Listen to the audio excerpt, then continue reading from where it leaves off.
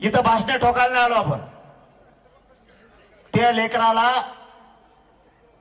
दारात बाप दिसत नाही. त्या लेकरांनी बापाचं छत्र हरवलंय. तिला जर दुःख आलं तर तिच्या पाठीवरून कोणी हात फिरायचा.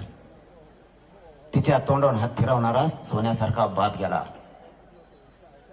तुमचे आमचे भाषण होत राहतील. तुम्हाला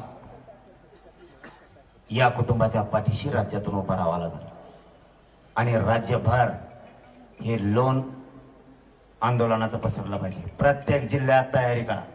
आपण आपल्या जिल्ह्यात सुरू माग सरकायचा नाही कोणी.